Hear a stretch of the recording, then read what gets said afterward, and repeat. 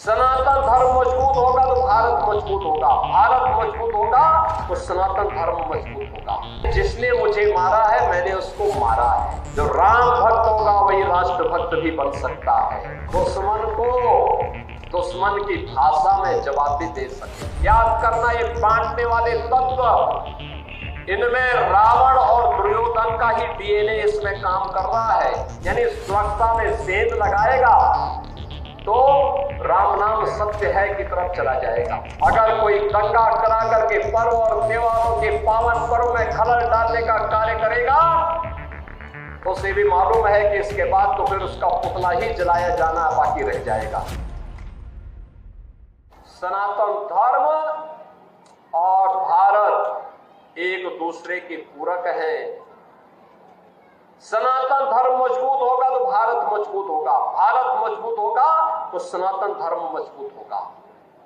अगर इनमें से कोई भी कमजोर होता है तो मान के चलिए दोनों कमजोर होते हैं। विरोधी हावी होंगे तो दोनों को कमजोर करने का प्रयास करेंगे। और यही कारण है जब देश के दुश्मन सफल नहीं हो पा रहे हैं तो विभेद पैदा करने का कार्य कर रहे हैं, अफवाह पैदा करने का काम कर रहे हैं, गाली गलौज पे उतर करके कार्य कर रहे हैं।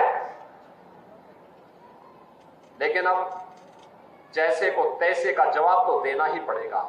बजरंगबली ने भी कहा था ना, जब बजरंगबली को अशोक वाटिका में फल खाने के लिए गए, रावण के राक्षस उन्हें मारने लग गए तो उन्होंने भी दो चार को पटक दिया, उसमें से एक दो मर भी गए। रावण के दरबार में ले गए, रावण ने पूछा कि भाई तुमने मेरे पुत्र को क्यों मार दिया, क्यों मेरे साथ के राक्षसों को मार दिया? तो हनुमान जी ने भी कहा, जे में मारे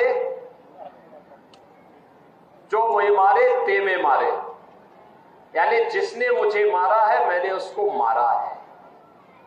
वो बेवजह मैं फल खा रहा था, अरे फल तो प्रकृति के द्वारा दिया गया, मैं उसको खा रहा था, भूख लगी थी, वो मुझे मारने लगे, पत्थर मारने लगे, तो जो पत्थर मारते थे मैंने भी उसको मार दिया। परिणाम क्या हुआ? वही मर गए, मैं जीवित हूं, आपके सामने हूं। अब अगर आप भी कुछ करना चाहेंगे तो इसके बाद आगे भी होगा। तो रावण ने कहा कि मैं इसको पूंछ पे आग लगा दूं। तो उन्होंने कहा इसका परिणाम भी देख लो। हनुमान जी की पूंछ पे आग लगाई तो उन्होंने पूरी सोने की लंका को ही भस्म कर डाला। बहनों और भाइयों, बजरंगबली बनिए, बजरंगबली। आदर्श राष्ट्रभक्त भी, जो राम भक्त होगा वही राष्ट्रभक्त भी बन सकता है। और दुश्मन को दुश्मन की भाषा में जवाब भी दे सके। जो देश का दुश्मन है वो हमारा मित्र नहीं हो सकता, कभी नहीं हो सकता। देश का दुश्मन हम सबका दुश्मन है और यह संकल्प हम सबका दीपावली के पर्व पे होना चाहिए। आज जब प्रहार हो रहे हैं, कोई जाति के नाम पे बांट रहा है, कोई क्षेत्र के नाम पे बांट रहा है, कोई भाषा के नाम पे बांट रहा है, कोई अव्यवस्था पैदा कर रहा है, याद करना ये बांटने वाले तत्व, इनमें रावण और दुर्योधन का ही डीएनए इसमें काम कर रहा है। ये वही काम कर रहे हैं जो त्रेता युग में रावण ने किया था। और याद करना, जब भी आप इन लोगों को बांटने वाले तत्वों को धोखे से अगर मौका दे दिया, ये फिर वही काम करेंगे, गुंडागिर्दी का, अराजकता का, दंगा कराने का। कहीं ताड़का को भेजेंगे, घर दूषण को भेजेंगे, कहीं चंडमुंड इनके जाएंगे, अव्यवस्था पैदा करेंगे, दुर्व्यवस्था पैदा करेंगे। बेटी की सुरक्षा के लिए, किसी बहन की सुरक्षा के लिए ये लोग खतरा पैदा होंगे। कहीं पर गरीबों की जमीनों पर कब्जा करेंगे, कहीं व्यापारी का अपहरण करेंगे, कहीं राह चलते हुए किसी राहगीर को गोली मारेंगे, कहीं दंगा भड़काएंगे, पर्व और त्योहार के पहले दंगा भड़काएंगे, उसमें खलल डालने का काम करेंगे। यही तो ये लोग करते थे 2017 के पहले। आज दीपावली का इतना पावन पर्व है, पूरे प्रदेश में कल दीपोत्सव, आज भी दीप घर घर जलेंगे और कितना शांति और सौहार्दपूर्ण तरीके से, निश्चिंत तरीके से आप आयोजन के साथ जुड़े। सबको मालूम है कि आप कोई खतरा यानी सुरक्षा में सेंध लगाएगा तो राम नाम सत्य है की तरफ चला जाएगा, अब सेंध नहीं लगा पाएगा।